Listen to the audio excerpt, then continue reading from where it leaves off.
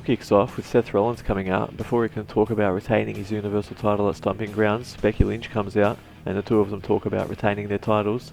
Then Baron Corbin and Lacey Evans run out. They punch on, and Becky and Seth stand tall, and a match is made for Extreme Rules, Becky and Seth versus Lacey and Baron, with both Universal and Raw Women's Championships on the line. Winner take all. Daniel Bryan and Rowan team up with the Revival to verse the New Day and the Usos in a 4-man tag team elimination match. Xavier Woods rolled up Bryan for the first elimination, and Woods got hit with a Shatter Machine for the second elimination, then Usos won with a splash.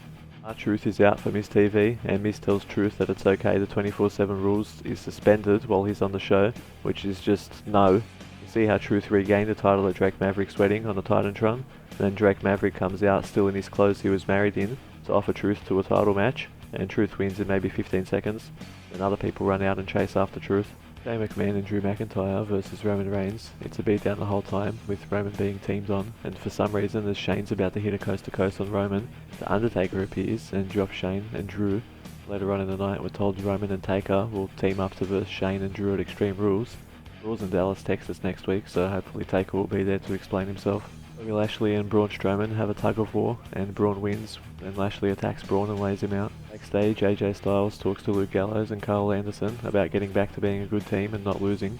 Good brothers Luke Gallows and Carl Anderson versus the Viking Raiders, Eddie and Ivar, and the Viking Raiders win with the Viking Experience, which used to be their team name. Mojo Rawley and Heath Slater were meant to have a match, but R-Truth ran out to the ring to get away from people, and there's some fights going on around the ring.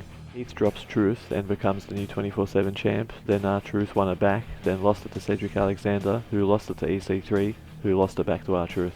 Kofi Kingston versus Sami Zayn, and Kofi wins with a roll-up. Then Kevin Owens offers Kofi out to a match for the WWE World title, and Kofi accepts. Kofi wins after he hits an SOS on Owens, and Owens is counted out. As Kofi is celebrating on the ramp, Samoa Joe drops him from behind and chokes him out. Alexa Bliss versus Naomi, and Bliss rightfully won with a DDT.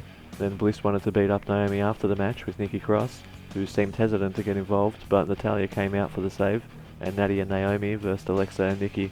Most of the match was Cross doing all the work, then Alexa came in at the end for the pinfall to win the match. AJ Styles versed Ricochet in the main event, and it was alright. During the match, Anderson and Gallows came out to ringside to watch, but AJ left the ring and told them to leave, so they did. AJ beat Ricochet with a springboard forearm, and Raw goes off the air with AJ raising Ricochet's arm. I'll see you next week for the next Raw review.